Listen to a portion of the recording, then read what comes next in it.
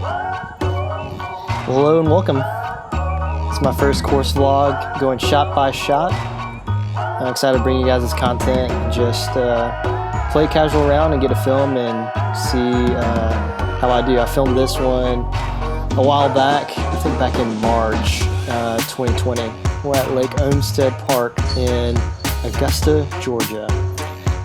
Cool piece of history about this course. They played the 2006 World Championships here. This is really a cool piece of disc golf history. Now looking at hole one, it's a pretty straight shot. We just have one tree in the way and OB on the right. I have my H2 V2 and I'm hoping to get something to flip up and come in on the right side and between that tree and the sign. We're working on the straight shot, but I just kind of get the nose down and burn it over into the ground. We get about 200 feet off the tee and have about a 115-foot approach shot. So I get my gator. I'm hoping to swing it wide and bring it on in. I'm kind of disappointed after that tee shot. I really want to fix it on my approach, and I swing it way too wide. A little too wide, not high enough. It's unfortunate. And I definitely get the height, but do not get the angle or the line that I want. So I'm left with kind of like a 30-footer, and these are not what I'm good at. I've worked on my putting a lot since this video, and kind of cringe looking at my putting stroke at this point. So I just get too lazy, don't want to move the camera, and make a 12-footer back, which almost didn't go in, which would have been kind of embarrassing. But go out with a bogey. I'll go into the hole two, one over. My buddy Daniel, we'll play a lot together. He's reaching for, pretty sure that's a Thunderbird for this hole. But this hole's pretty straightforward. It's instead of being straight, it's just a swing and hyzer, or you could go straight at it, just keep it low under that tree. It's about, I'd say, 30 feet from that last tree that you see. So I get my gator and just try to swing it out wide, and I thought I swung it wide enough, but I just didn't. So it kind of curls up behind this tree and gives me a tricky 18, 20 footer. So I think I just need to put some ante on it and get in the basket. At this point, I really want to start getting better at disc golf. I want to dial my putts in and get a good consistent stroke off the tee. And then here I can just see all the things I need to work on.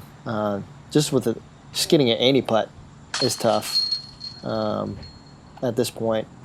But the putters I'm putting with is a Wizard. They are, I believe, they're SS, so super soft. Although, if you know anything about Wizards, soft is not soft. It is pretty firm. So this is a downhill hole, about 365 off the tee. I reach for my buzz. It's pretty drastically downhill.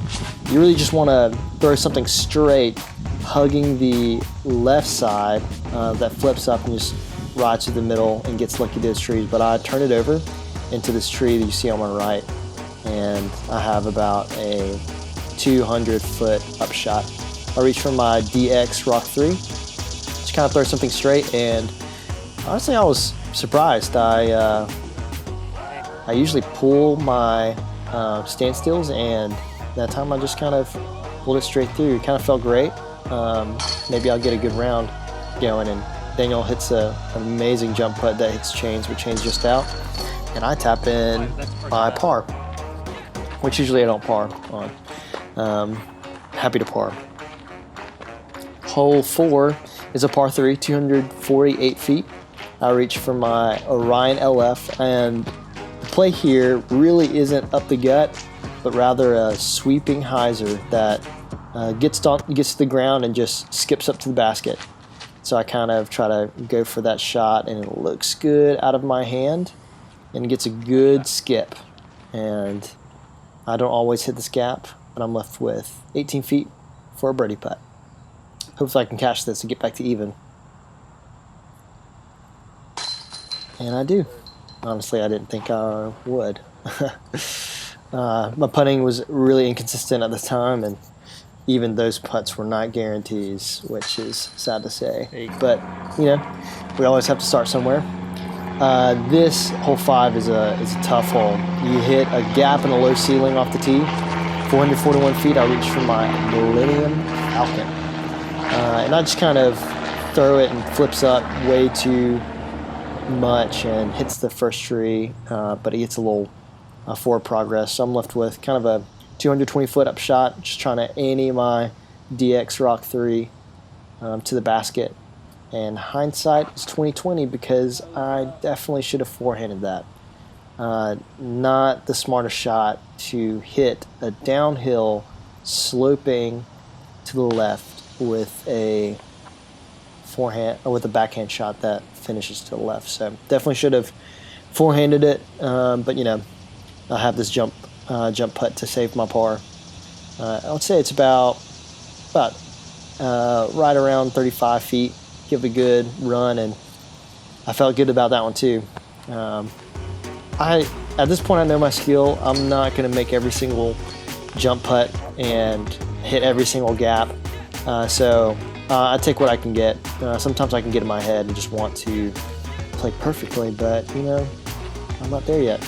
I am not a pro disc golfer, definitely an amateur. Stepping up to hole 6, par 3, 305 feet. Reach for my Millennium Falcon again. This is a tricky hole because it slopes to the left downhill, and so OB is on the left, and you don't want to really throw a backhand that filters, but you also don't want to hit this hillside with too sharp of an angle, because I've seen many discs just stand up and roll down out of bounds. And so honestly, a par is not a bad score on this hole. So I approached my AVR X3, and there's that missed putt. And honestly, looking back, I was leaning way too far over. So it results in a bogey. And safe. I'll move to 2 over at this point. Hole 7 is a par 3, 272 feet. There's a little bit of water care if you want, but there is a Mando on the right. And so I reach for a DX AVR and just kind of give it a nice sweeping anhyzer. Wait, that's pretty.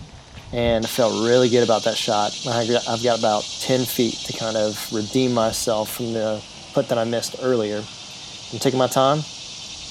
Hopefully I can can it. Nice. And I do.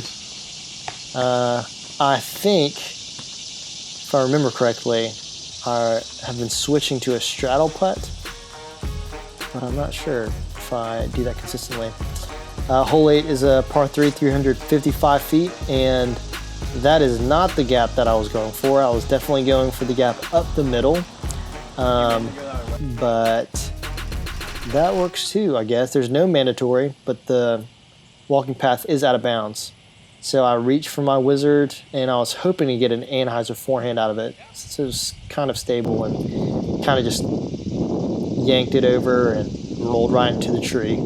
So I'm left with this kind of elevated putt about 15, 18 feet out. Hopefully I can can this, and I just hit the band. Funny story about this hole, I have triple bogeyed this by throwing a putt, hitting band, and rolling all the way back down the hill OB, and having to approach and putt again. Not ideal. Oh, My buddy Daniel also hits what the a cage. great putt. I was thinking if I keep doing videoing, then it's gonna be good if I get a cart. I'll just like have a timeline. One thing I really learned about disc golf is just a lot of friendly faces, people that really want to engage, and I don't know of any other sport that people can be as friendly. So I just ran into this guy, and he saw my tripod, and I just kind of explained I want to do some course vlogs. And on this hole 9, par 3, it's one of my favorite holes. You can either throw a forehand up and over, or I throw this backhand turnover. And really I just wanted to kind of get some air under it and air it out, but the mistake really is to not give it enough height, or to put the nose angle up and let it drift out. And so for some reason, I reached for a buzz on a jump putt approach and give myself a tester putt to save par. Definitely should have jump putted that to approach. It wasn't more than 150 feet, but I thankfully connect on the putt. And that closes out the back nine. I am 2 over going into the back nine. I'm hoping to get my score around even. That's a good score for me for Lake Olmstead. Back nine's kind of easier, so hopefully we'll see some good action there. Thanks for joining. If you want more of this content, feel free to like and subscribe, and we'll have the back nine up very soon. Thanks for joining me. See you soon.